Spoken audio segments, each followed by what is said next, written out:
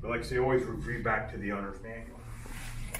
Some warranty information. The truck has warranties on it anywhere from 1 year to lifetime. It depends on the component of the truck. The main thing I bring up for y'all is the 1 year warranty. The truck was released basically like in July in the factory. So make sure by next June, you have a nitpicky punch list of every concern you have with that truck. Email it to your fleet people or whoever, chain command, so they can email that to Atlantic. So those issues are time stamped before the year was up. We want you to protect your warranty. You have a 6-cylinder Cummins, 450 horsepower, 75 gallon fuel tank. Pretty much basic on that. Drilling holes, y'all already mounted everything in the compartments. Just always be careful when you drill into the body or the cab. You never know what's behind it. Big thing is wiring harnesses. You don't want to hit that wiring harness. Oh, yeah. Okay. Safety labels. There's safety labels all over the truck. Main ones in the cab. Always wear your seatbelt. Never wear your helmet in the cab. And don't use your SCBA harness as your crash protection. The SCBA bracket's designed to hold the bottle in a wreck, not the bottle and you. So make sure you wear your seatbelt. There's our vehicle identification label by the driver's right foot. Top half is usually axles and tires. Bottom half is fluids, what type, how much. If you're going to add fluid to the truck, check the label. Just because you have a fleet of Pierce trucks doesn't mean the same fluid goes in the same spot on all of them, because it does not. This was the height label when the truck left the factory. 10 foot, 7.5 inches tall. I don't know what stations you have to worry about backing it in and dealing with. Things like that. If they change the tires or adjust the suspension, that height can increase or decrease. And it can weigh up to 46.5. That's not what it weighs, that's its maximum gross weight. Caution warning, danger labels all over the truck, just like hazmat. The stronger the word, the more chance of death or injury. SCBA brackets, make sure they're adjusted for your bottle, your harness before it goes in service. The the bracket's adjustable up and down, width ways, that claw's adjustable. You have to make sure you have the right bracket in the bottom for your bottle. Okay. Safety equipment, you have anti-lock brakes. If you over apply the brakes, the computer will take over, modulate the brakes, maintain steerability, keep you straight. You have a Jake brake. Low, medium, high. We recommend you run it on high on dry roads. Put as much stress on that Jake brake as you can. Keeps your service brakes cooler, makes them last longer, more effective when you do go to use them. And then you have an aggressive downshift to second. So when you let off, the truck should forcefully downshift. Second gear, make that Jake brake work stronger for you. You'll see a sticker on every truck, turn off Jake brake or turn off retarder on slippery roads. Rain, snow, sleet, things like that. Jake brake makes its friction through the rear wheels. On wet roads, the rear wheels can lock up, put you in the rear wheel skid. So that's why they want you to turn it off. You're not driving as aggressively on wet roads, so you don't need as aggressive braking. If you forget, leave your Jake brake on wet roads and it goes to lock up. The first thing that happens when the rear wheels do go to lock up, the anti-lock brake computer realizes that, turns the Jake brake off. So you maintain steerability and stay straight. Airbags, you have frontal crash protection and side roll protection. If you look at any of the outboard seats, you'll see a black plastic panel. That's where an air curtain can come out if you go into a rollover. The driver's seat, air ride seat, don't put anything underneath the seat. It needs clearance. If the truck goes into a rollover, the first thing that happens is a pretensioner fires off, overpowers the airbag and pulls the seat down. Then another pretensioner tightens the seat belt, then the air curtain comes out. So that area needs to stay clear all the time. Frontal crash protection, got an airbag in the steering wheel. That's what it would look like. The officer gets a knee bolster. Just a little thing that comes out like that. Just be careful you don't mount stuff that comes and hangs down over the dash in front of it. Your gear selector, just like normal. Normally hit D, you get all 5 gears, and then you see the one change as you go down the road. When you let off and the Jake brake kicks in, you'll see that pop up as a 2, because it's forcefully downshift to second gear for the Jake brake. If you pull up and stop somewhere with the truck still in gear and you just reach over and apply the parking brake, the truck has a feature called auto neutral. the 5 will start flashing, and the truck will switch itself to neutral. We've all gotten out of a truck, done our business, went and got back in the truck, and went, oh crap, I left it in gear. This prevents that.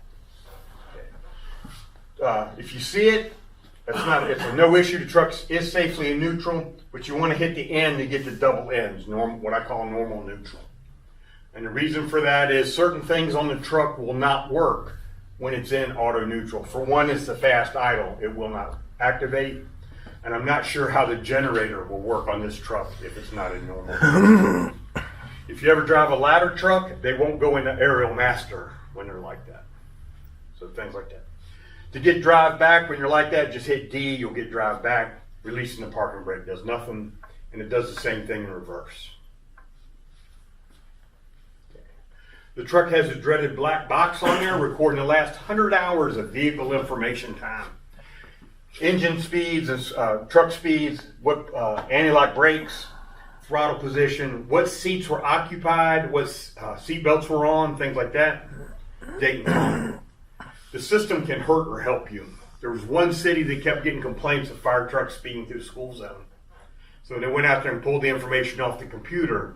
They realized it was not. They actually had documented proof that the truck wasn't speeding. But if you get in a wreck, heaven forbid, and the speed limit was 35, and they ask you how fast are you going, you're going 35. And you're really going 55, well then there's other issues you have to worry about. Can't emphasize the owner's manual enough. Should have came with a truck on a jump drive. You should have received that. Your daily checks, engine oil, transmission, and power steering. You can get through the engine tunnel in the jump seat area.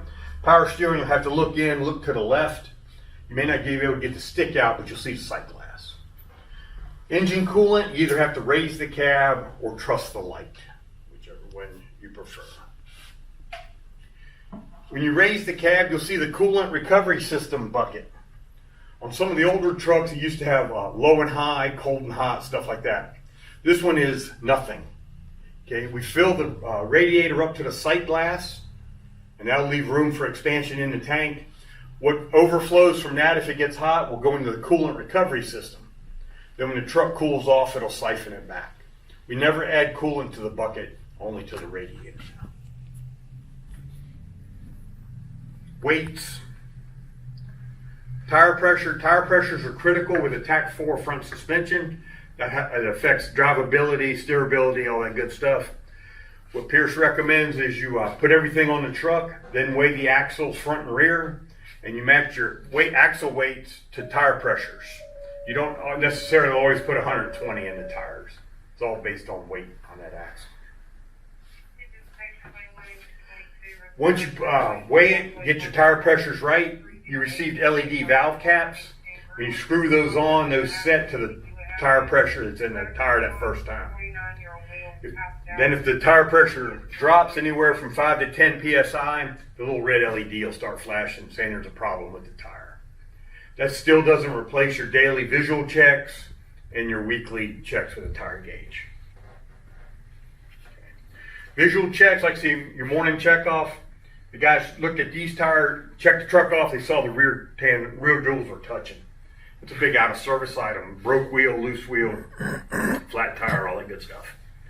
They checked the air, they had 120 in each tire, so they called the mechanic. When the mechanic came out and started messing, come to find out, supposed to have 130 in each tire. So when they added just 10 pounds of air to each tire, they got their gap back. Like I said, that's how important that air pressure is now. Inside the cab, starting the truck, even though we started 1,000 times, we'll make sure we're on the same page. Turn the battery switch on, turn the ignition switch on, and wait. Wait for all the lights to cycle through, wait for all the gauges to sweep back and forth. The truck has to proof itself out. Once it does that, then you can start the motor and go about your business. The motor will start. You can go battery, ignition, start. The motor will start. But that will lead to false check engine lights, false check transmission lights. Transmission won't shift right. The generator may not activate correctly. On an engine, it won't recognize the pressure governor, things like that. One truck I know of that goes into limp mode. They pull out of station, they go 20 mile an hour. That's it. So if the truck's normally good, then all of a sudden you get some of these weird gremlins. Stop, shut the truck off, ignition switch off, battery off. Give it about 10 seconds and then restart it. We're going to reboot the computers. Sometimes those issues will go away. It's worth a try. To shut the truck off, make sure we shut it off with the ignition switch first. Let the motor die out, then shut the battery switch off. Never shut the truck off with just the battery switch. While the motor will stop, it'll burn out the alternator. Okay. While we're waiting, when we come back to the station, before we shut it off, make sure the truck's in neutral. Parking brakes engaged. Let the turbo cool off for a minute or two. Get rid of the heat. And while you're doing that, turn off as many electrical loads as you can. Headlights, red lights, wipers, air conditioners. The less things that are on that, less electrical loads that are on that truck when you go to start it, there's less chance for a check engine light. It all comes back down to electronics. Once you finish shutting the truck off, leave the ignition switch off. Years ago, we were all kind of taught once you turn the battery switch off, turn the ignition switch on so you can cheat next time. Doesn't take as long. They don't recommend that anymore. Leave it off. When you start the truck, you're going to turn the battery switch on, then the ignition switch. 2 steps. Some switches in the cab by the driver's left hand. We'll have our headlight switch right there. Beside it, you'll see an EM switch. Emergency master. You can turn the emergency lights on from your left hand low, overhead, or through the command zone. Any place, anytime you want. Doesn't matter.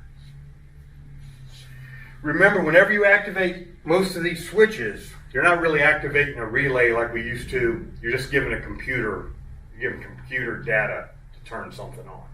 The whole truck is computer controlled.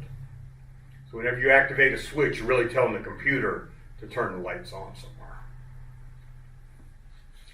Our gauges, air tanks front and rear, voltage, fuel, speedometer, tachometer, water temperature, oil pressure, transmission temperature, and then the depth gauge. Just be careful of the depth gauge and the fuel gauge because they look alike. Okay. Our lights going across, all of them will cycle and come on, but not all of them go to your truck. Low coolant, we'll look at that when we raise the cab. I'll show you where the switch is so you know exactly where the level that sets that off is. Traction control you don't have. Check engine light, check transmission. Those are yellow caution lights. If those would come on Friday night, 10 o'clock, you look down, the lights are on, but the motor's running right, the gauges are right, everything is okay except the check engine light's on. You can run it till Monday morning when a mechanic can check it with a computer. But if that light comes on and you look down and there's a gauge out of whack or the motor has a hiccup in it, well then that's an out of service item. So you can use your judgment about those. Auxiliary brake overheat's not you. Air restriction, there's a problem with the air cleaner. Dirty, wet, sucked up a Walmart bag, something like that. Upside down triangle can be another check engine light. We'll treat it like that. Water and a diesel fuel. The stop sign is a compartment. It's hooked to the compartment ajar circuit. So if you release the brake with the compartment open, that light should come on. The overhead light will flash an alarm and a message in the command zone. You get all those warnings to stop. Talk about that later. Seat belt, parking brake, red stop engine light. Red means stop, game over. There's a catastrophic engine failure in progress. If you're driving, you need to pull it over and shut it off as soon as you can. If you're ever in a pumper, that's a decision you got to make if you want to shut it off or not. Rescue, you can probably shut it off. Ladder rack down, that's y'all. Our regen lights, you'll see the exhaust pipe with the filter in there that says our diesel particulate filter is clogged up and we need to do something about it. High exhaust temperature light, exhaust pipe with a thermometer in it. That'll come on when the truck's doing an active regen driving down the road. When we're doing a parked regen, it'll be on. And it'll come on a hot summer day if you're doing a lot of stop and go driving. You stop for the stoplight, low airflow under the truck, the light will come on. Light turns green, you go, light goes out. It's just a normal thing, it's no big deal. No trailer. Anti-lock brake system fault light. There's a problem with the anti-lock brake system. It may or may not work, but your service brakes work fine. So that we'll treat that similar to a check engine light. We can stay in service, but we need to get it checked. Do y'all bleed your air tanks for maintenance? Supposed to. Mm-hmm. Yeah. Okay, if you bleed your air tanks, get up in the truck. When you turn the battery and the ignition switch on, you hear all this clicking going around the truck. That's the anti-lock brakes checking themselves off. Okay, if they don't have air, they can't work, so they'll send a fault to the computer, and that light will come on. You build the air pressure up, you shut the truck off, and you go to start it next time, it checks itself off, everything's fine, the light goes out. So just because you bled the air out and that light comes on, you didn't mess anything up. Okay. Wait to start you don't have, and another check engine light. There's 3 check engine lights going across the top. Underneath the speedometer, there's another bank of lights. Low diesel exhaust fluid here. Another check engine light, so there's 4 total. And then a glow plug light. The truck does have an intake manifold heater on it. Normally when you go to start the truck, you turn the battery ignition on, that light goes out the same time the rest of the lights go out. But if you park the truck outside on a winter day when it's in the 40s and the motor gets that cool, that'll stay on for up to about 30 seconds. So if you ever leave the truck sitting out in the cold, make sure that light goes out. Okay. Switches by our right hand in the center, Jake brake off and on, generator, mirror heat, and the wipers. The wipers are tied to the parking brake, so when you check the truck off in the morning, just sitting there, the wipers won't work. You got to release the parking brake. Had y'all found that yet? It ain't rain. So actually, when you get on scene, you've got the parking brake depressed because you were running the wipers, they should go off. Yeah. So you're not sitting there wearing the windshield and the wipers out while you're sitting on scene at a call. Well, like I said, we've all pulled up when it's raining. Yes. And they're going back and forth, and Right. it stops raining, and it's an hour later before we go back and look. Yeah, exactly. Yeah, okay. That's why. That's a good feature. Yeah. Fast idle. All the engine manufacturers now recommend if you're going to idle for more than 5 minutes, you should go into fast idle. Keeps the truck cool in the summer, warm in the winter, keeps the 12-volt charging up.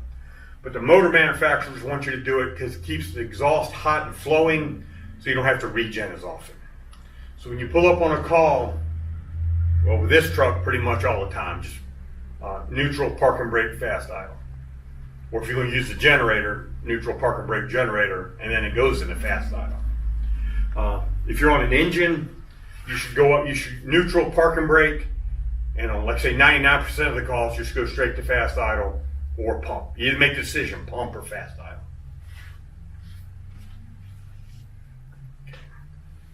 Our overhead switches, you only have one switch that controls all the lights. You don't have individual switches. Sorry. Load manager. We want the load manager on all the time, but it only works when the parking brake is set. So when you pull up and apply the brake, you should see it come on. If it doesn't, just toggle the switch so it does. Then, like I said, when you release the brake, it goes out. The load manager monitors the 12-volt charging system while you're sitting on call. And my example I use is usually an EMS rescue call. Everybody bails off the truck, leaves the truck sitting outside. Headlights, red lights, floodlights, and air conditioners on high. So you got the most 12-volt working off that truck. When the truck's new, it works, but in time, things get weaker, and the load manager watches the charging system. If it gets down into the 12s, the first thing it'll do is activate the fast idle if you haven't done it. Makes the alternator spin faster, gives you more power. If that works, great, but if the voltage keeps dropping, the next thing it does is shut off the air conditioner, and then if it keeps dropping, the next thing it does is shut off the floodlights. Turns off non-mission critical things to save itself. It'll be a message in the command zone screen that the load manager took over. That's one way you know. Usually most people realize it when they come back out and the air conditioners aren't working. That's the real sign. But you get back up in the truck, put your foot on the brake. When you put your foot on the brake, it realizes you're there and it returns the truck to idle. And then when you release the parking brake, it shuts it off, and then the air conditioners come on.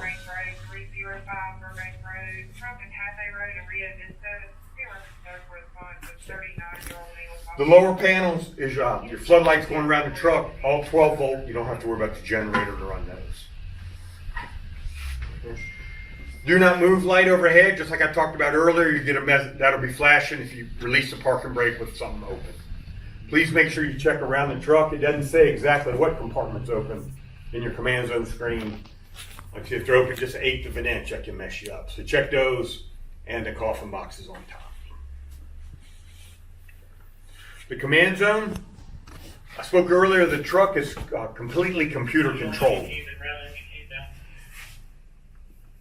This is a screen that tells you what's controlling what where. There's a lot of things like that. You can operate the whole truck without ever messing with the screen if you wish, but the screen does give you a lot of identical good information. And it's, again, there's another owner's manual that came with that for that part of it. When you see the screen normally, it's called transit mode. And it's just a repeat of the dashboard. You got your diesel fuel and your diesel exhaust fluid, and then your seatbelt monitor. Thing about to remember with a seatbelt monitor is for this truck, I was messing. When you put the seatbelt on, you go down the road, it's green, life is good.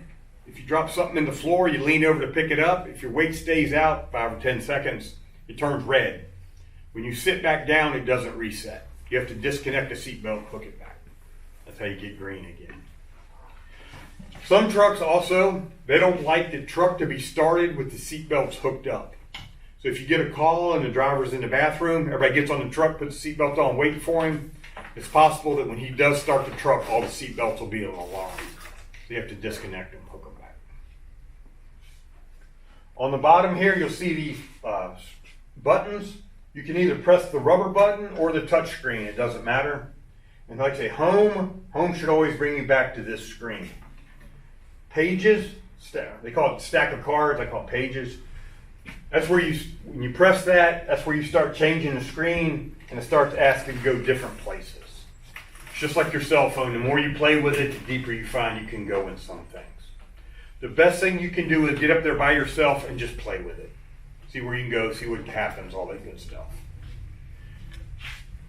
You should always be able to hit home and come back, but if you get in there deep and can't figure it out, shut the battery and the ignition switch off, it'll reboot back up to the home page when it comes back on.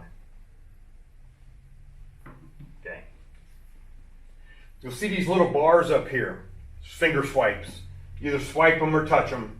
And when you do, the panels from the overhead will come down into the screen. Again, those buttons up there are just mouse clicks for the computer. So that's why they can bring them down onto the screen so you can turn the warning lights off and on from this screen. And as you go panels 1, 2, 3, and 4, it's the panels going across the top of the truck. Okay. You go in there into history or diagnostic active codes. It'll tell you if you have a check engine light, check transmission, it'll actually say what it is in plain English. So you can read that. Something else you will find, maintenance reminders. You'll be driving down the road and it's going to come up oil change due. Lug nuts need tightening, cab bushings need lubing, all that good stuff. It doesn't know those things, it just works by mileage and engine hours. Okay, to reset that you need a code, so your shop people will have to do that for you.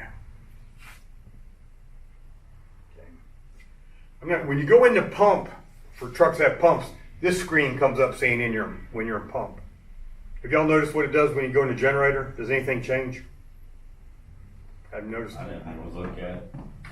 I didn't know if it would go into that and then give like generator hours. I don't know. Okay. Here's the messages that come up. Like I say, if the load manager activates, it'll come up in the screen saying the load manager has activated. Low battery voltage, things like that. So you will get messages in the screen. Two screens that are very important. Again, like I say, compartment ajar. You release the brake with a compartment open, the truck will pop up and give you a clue what's wrong. Okay. Generator, you have a 25 kW generator, PTO driven, in the frame rails of the truck. You want to make sure the truck's in neutral, parking brake, neutral, engine at idle, then activate the generator switch.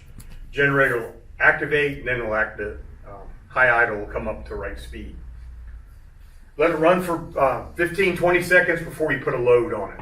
You want the generator to come up to speed, get the voltage and all that stuff stabilized before you put a load under it. Okay. Shaft driven, high idle, no loads, let it run. When you're done, shut all the loads, take all the loads off of it, let it run for a couple minutes before you shut it off. Especially if you've been running it under a heavy load. You want it to cool off. It's trapped underneath there, it doesn't breathe very well, I don't think. So you want to do that. Again, PTO driven, back to it. Be careful with high water. I don't know if y'all have high water issues. I think you do. So like you said, Hurricanes for sure. yeah. So there's another thing you got to worry about going through the water. You know, hey, the truck made it, but you may have swamped that. Okay. In the compartment, you have a control panel. One is an engine monitor, just like on a pumper, oil pressure, temperature, all that good stuff. Another one is the generator, voltage, amps, hertz, all that stuff, so you can monitor that. Check engines, check transmission lights, and then next thing they activate the generator here. You can activate the generator there or in the cab, shut it off, either one. Again, they're computer controlled, so that's what's going on there. Then your circuit breakers in the back. Remember the different plugs on the truck, some of them are shoreline, some of them are generator, some of them are both. So to understand where the power is coming from that plug, they're all marked where the power comes from. So you know if you're on scene, don't plug it to just a shoreline. That's not going to help you. Any question about anything? We gone over? No. Okay. Raising the cab. I know you're used to raising cabs. First thing we say is before you raise the cab, if you think it can go through the windshield, take it out of the cab. That windshield's over $1,300, so I don't want to be that guy. Okay. We want the truck sitting as level as possible. Front and rear isn't as critical as left and right. Left and right's a big deal. Get that big cab up in the air and it cants over a little bit. When you go to lower it, it may or may not clear the engine accessories. You want to be careful about that. So we'll make sure the truck's level, check the overhead, make sure it's clear, make sure the bumper's clear, all that good stuff. Battery switch on, ignition switch on, and then we'll raise the cab. When we're raising it, we want to raise it in one smooth motion, just up. If you need to stop, stop. But you just don't want to start and stop and get that big cab bouncing when it goes up in the air. Once the cab's fully up, we'll take the safety bar, put it up in the pocket. Two schools of thought now. Some people just put the bar up in the pocket and leave it. If it drifts down, it drifts down on it. Other people will bring it down, they want to touch it on the bar. If you bring it down till it just touches the bar. Don't put the full weight of the cab on the bar, because there's only one bar, the cab will twist and it'll start cracking. So be careful with that. When we're done, we'll put the safety bar back down, put it in lower, activate. It retracts by gravity, so just settle back down. When the cab hits the frame rails, hold the button another 3 seconds or so. It releases all the hydraulic pressure, and then manual locks come over and lock it down. Some other time you can start here and actually just kind of. If you've ever messed with the cab, then all of a sudden you're going down the road and you feel it bouncing, just raise it up about 6 inches and lower it down. Things you want to worry about, the air conditioner. If you're taking the truck from here to your fleet people and you know they're going to raise the cab, try not to run the air conditioners. We know most of the fluid, most of the condensate runs out, but not all of it. So then when you raise the cab, what's left over just dumps on your computer in the dash. So try not to run it. If you have the cab up with the motor running, make sure the ACs are turned off, because when it's up and running, it's doing nothing but dumping the water in the cab. So be careful with that.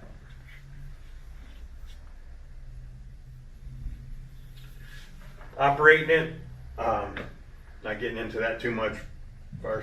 Lighting, 12-volt lighting all around, wheel chocks, a few pictures that don't be these guys. Make sure the weight of the shoulder of the road can handle the weight of the truck. Whoops, that truck was 6 months old. Wires. Really, I remember seeing that. Don't be the exposure. Remember, the truck you show up in usually costs more than the house you're sitting in front of. So you don't want to be the exposure. Okay, high water. Hey, That looks familiar. we done that. All right, Pierce doesn't recommend going in water above the axles. So a lot of cities will use the red hub seal on that front wheel as their guesstimate. You gotta make a decision what you're gonna do. The trucks are, they're not made to be submarines. Oh. And remember, the air cleaner and the air intake are up high. Right. Yeah. The divers are. But remember, the electrical components will run down the frame rails, and we don't want to submerge them and drag them through. Again, neutral park and brake wheel chocks. Little maintenance and care. When it's cold, we want to use fast idle, but we want to use fast idle year round. On pumpers, be aware water freezes, and when water freezes on a pumpers, bad things happen. Wash it, hand wash it anytime. Avoid pressure washing it. Don't wax it for 90 days. And then when you do wax it, wax around the letters and the graphics and the striping and all that good stuff. Maintenance, have a good preventative maintenance plan. Your checkoff sheets. Your checkoff sheets for this truck may not work very well. Excuse me. The checkoff sheets you have now may not work well with a brand new truck. So make sure you're checking off the right things. You may have to update your checkoff sheets for the truck. Okay. Weekly, monthly maintenance, all that good stuff. One thing we do recommend, like I say, you want to use everything weekly, make sure everything works. I'm big on that. But at least monthly, you want to run that generator under a load for about 30 minutes. You want it to get hot. You want it to get the moisture out of it. You want it to smell funny, because that's what we understand. If we don't run them a long time, the dirt and the moisture gets in there. So like you say, get some big, if you got some old smoke ejectors, those big old square fans, they draw a lot of power. Try to put something on that thing and run it for 30 minutes a month.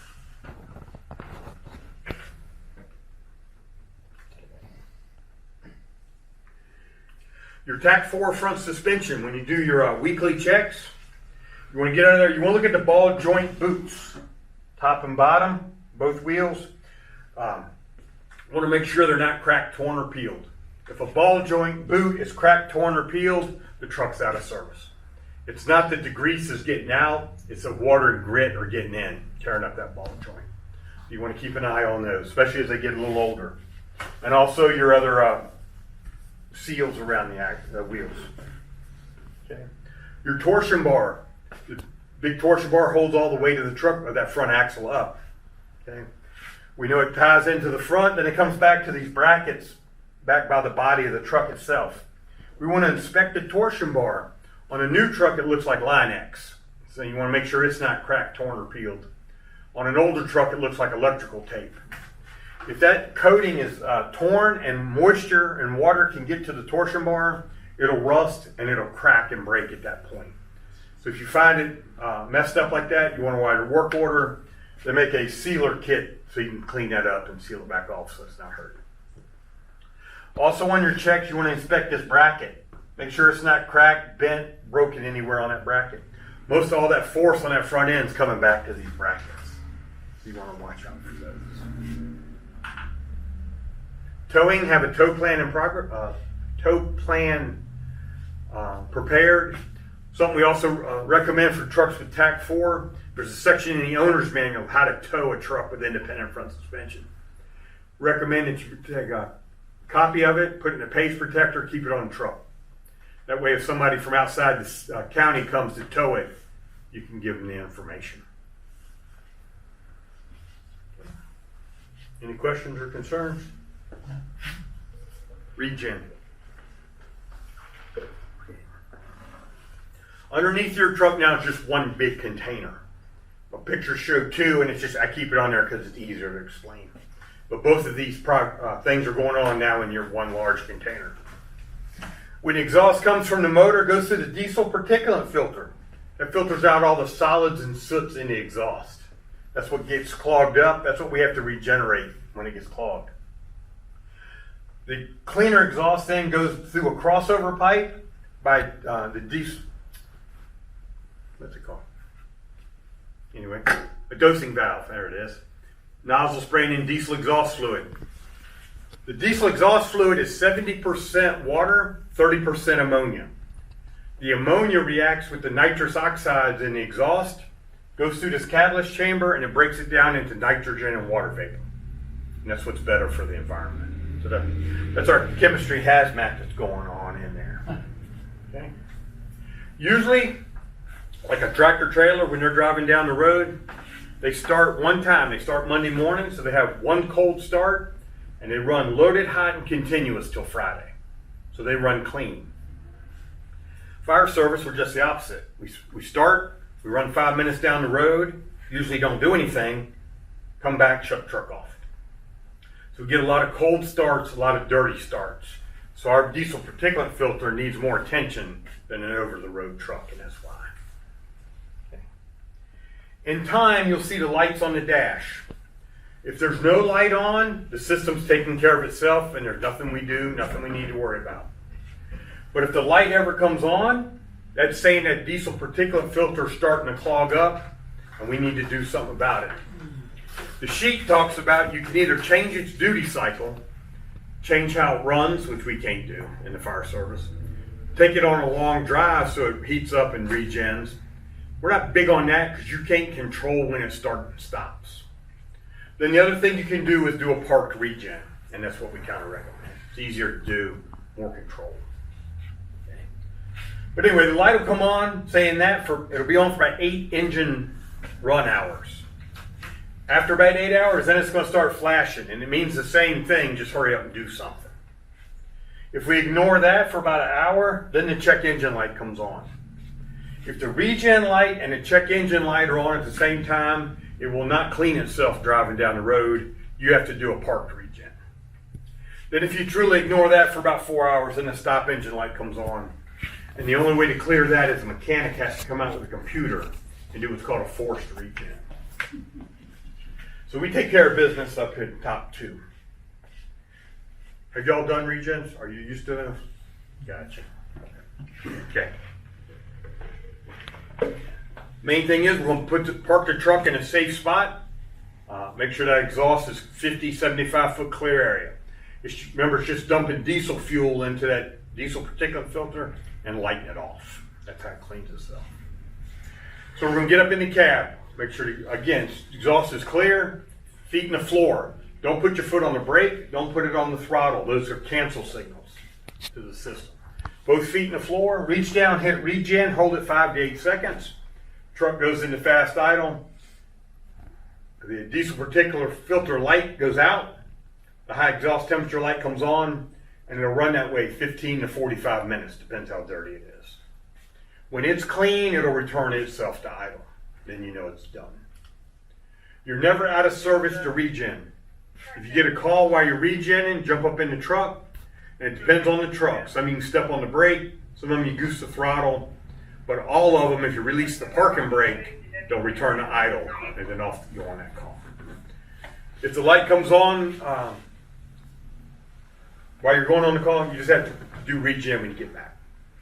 We don't worry about it. You cannot do a preventative regen. You can't say the first Monday of every month we'll do a regen, so we don't have to worry about it. The light has to be on to request it. There's a switch over here, regen inhibit.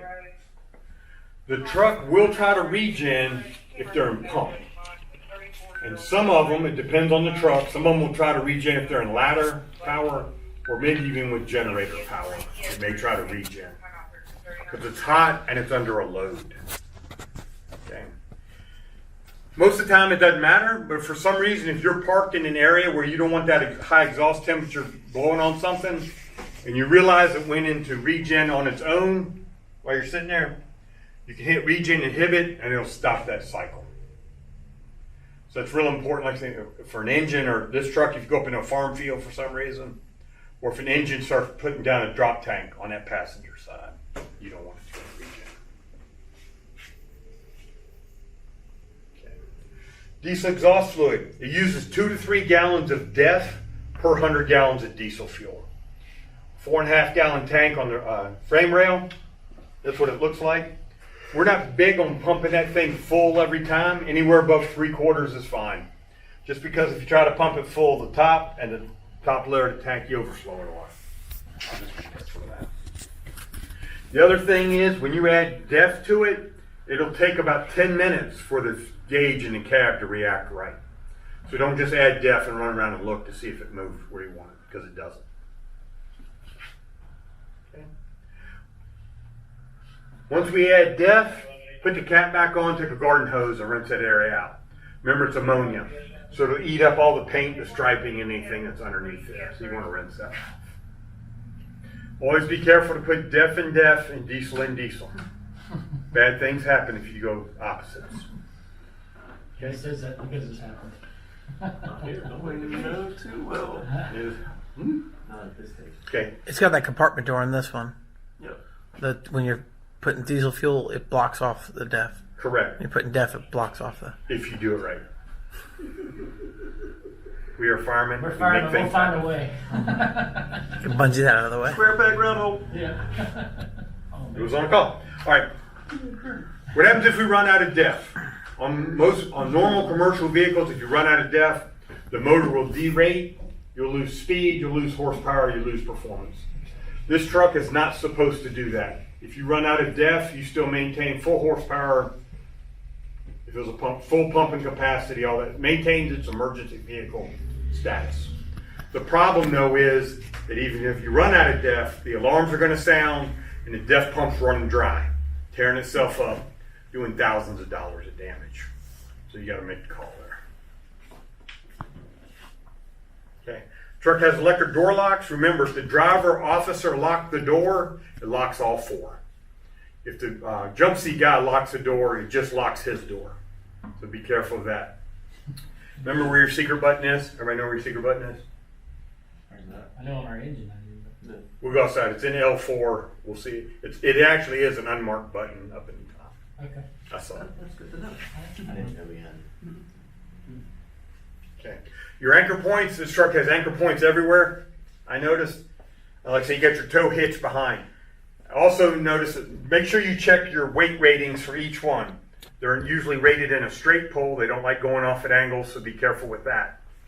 I will also recommend you take your portable winch and go to each anchor point, plug it in, attach the winch, and plug it in to make sure it works. Not all times it's wired right at all four places, or the wiring doesn't fit in all four places. So you just want to check that. Again, other anchor points, like on the side of the truck, the ones up high were rated at 10,000, the ones down low were rated at 3,000. Just so somebody realizes that. Can I ask why? Is that like auto extrication anchor points, or? Which one was it? I'm sorry. That's the lower, those are underbody, and those are in the fender. I know that's the winch point. Yeah. I'm not sure why the lower ones are less, other than just using them as rope anchor points, would be my guess. I just know they don't put them on if you don't ask. Those were for Yeah. the round bull bars or whatever. The ones up Rope top, anchor points. Yeah. you have the rope anchor points up high. We have those, and then we also We have have some both. we can slide in the race edge. Yeah, and they're going, yeah. Yeah, we have Yeah. utilized both. Remember, those are 9,000 at a straight pull. Everything's straight, so how you use them after that is what y'all are doing. All right, all your cord reels and things like that, wherever you see the rewind button, if you look behind it, there's a fuse. It protects the circuit, the push button circuit to the motor. So if for some reason you go to rewind a cord and it doesn't work, check the fuse, and then every cord reel has a circuit breaker to replace it, to reset it there. So just be aware of that. Okay. Any questions or concerns? We'll head outside. Any questions, concerns about any cab? Kind of like what the PowerPoint was. Again, jump up there and play with that command zone screen. That's how you learn where you can go different places. Remember, we want to keep underneath here clear for the, in case it goes into a rollover, so the seat will have room to collapse. No brush. Also behind the seat, there's a speaker. Okay. On the backup camera, there's a microphone. And there's a speaker behind the seat, and there's a volume control on it. So if you have issues with the volume, there's a volume knob on the speaker.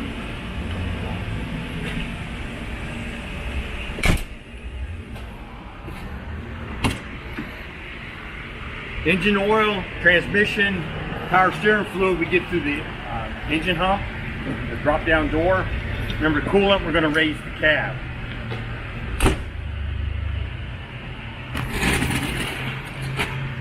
We didn't know where the secret button was. Black button. Aha. Okay. Up there you also have the 100 air compressor. If you plug the truck in and the air system's low, that's the air compressor to charge the air system. If that runs continuously, it's not made to run continuously. Okay, you have an air leak you need to get fixed. The occasional run is okay. Don't use that as a substitute for fixing it.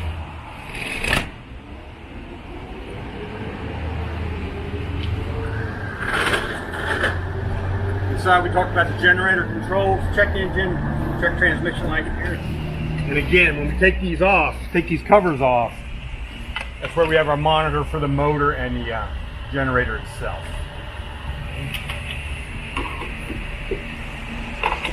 The instructions, remember, idle, only activated at idle.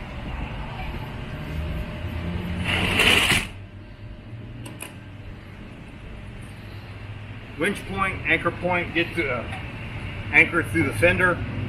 Say plug it up, make sure you get power right, and everything works for you. And then our other anchor point here. To the rear.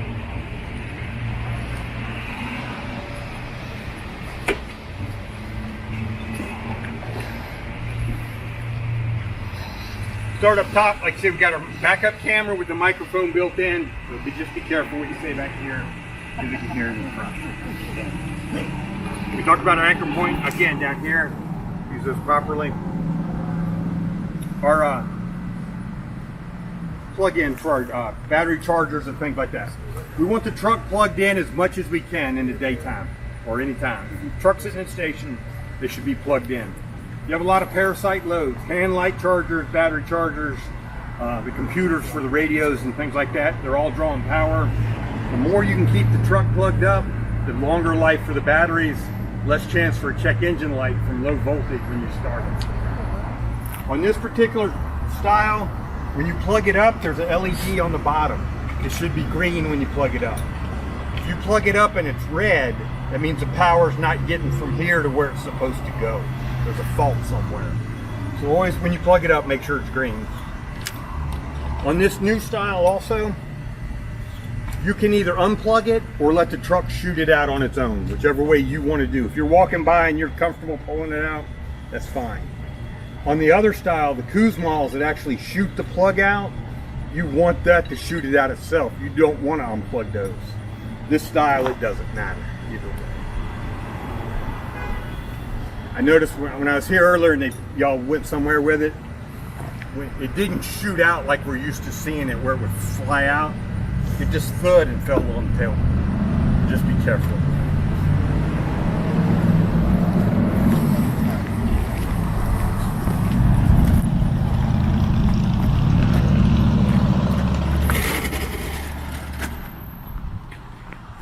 Okay, if we come on this side, we talked about the cord reels.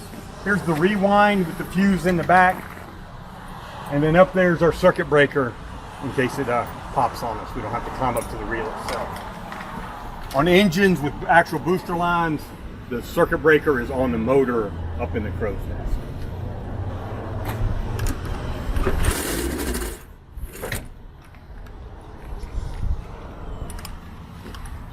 Let's make the, we'll make the cab safe and we'll raise the cab.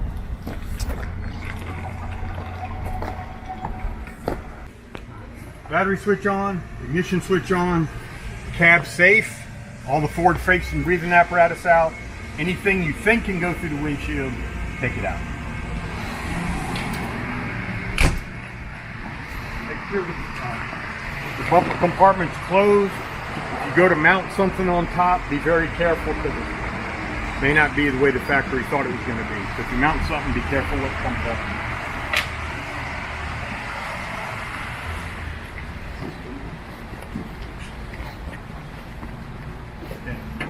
In the compartment, we'll raise the little red cover, raise the toggle switch to raise. Again, make sure everything's safe, have lookouts, all that good stuff. And then up we go. Do we need to make this a cap? The GUA? Where the cap was sticking? The ACs are on.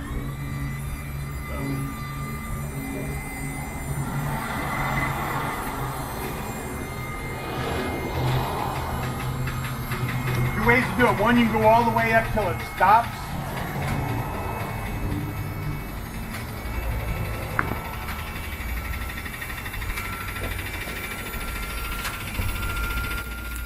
Or we can go up about 7/8. If somebody will go and put the safety bar up, please.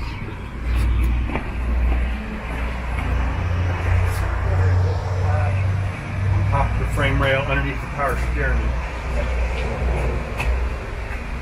There you go. Okay, just lay it up there. Okay, you see it doesn't fit, which is fine. But as we raise the cab, when it falls into place, we know we're there. We know it's this. And I say visually check it. And like I said, one, we can leave it like that, or if we choose to lower it, we bring it down till it just touches. When we look under here, we're firefighters, we're not mechanics. So the main thing we're looking for is loose parts, chafing, hoses rubbing on the chassis, air lines, electrical lines, anything that's not right that can move over time. Everybody follows the internet. We see fire trucks burned up once a week. Maybe we could have prevented that if we caught those things early. If you look up towards the radiator, you'll see the sight glass underneath that caution label. You want the fluid into the sight glass. Underneath the caution label. And if you look to the right of the caution label, you'll see that white plug. That's the low coolant switch. So when that light first comes on, that's where the coolant level is. Gives you a hint of what's going on. Again, as we look over the motor, looking for leaks, loose parts, things like that. A weep is okay, but a drip or a leak is bad, and it's going to lead to other issues. As we come back here, we can see the transmission dipstick, engine oil dipstick, power steering reservoir with a sight glass. So we'll be able to see those with, through the tunnel with the cab down. We talked about TAC 4 inside. These rubber ball joint boots, we want to make sure they're intact, make sure they're not cracked on the wheel. This rubber joust and the control arm, you want to make sure there's space between there. If there's no space between there, that means the frame's just riding on the control and there's no suspension. So they can adjust that to get the gap back. We're going to inspect our torsion bars to make sure the coating is there, and then the bracket in the back to make sure it's not cracked, bent, broken. All this right in there.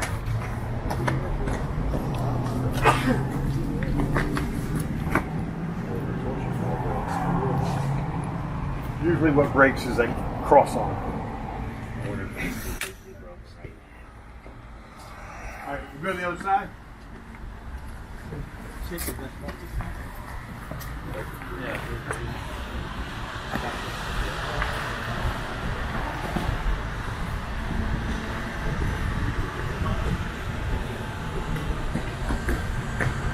Okay, if we start up front, we can see the coolant overflow I talked about, the coolant recovery system, little white bucket by the air cleaner. You can see the air cleaner's up high, so water getting in there isn't as big of concern.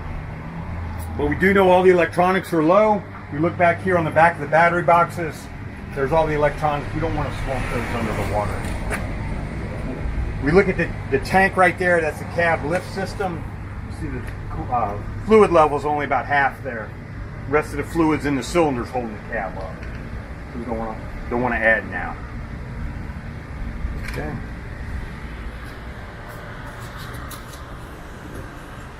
PTO shaft, let me double check. On this one, it's down low, right here. That's running the generator. I want to say generators between the chassis rails. Again, another flood concern.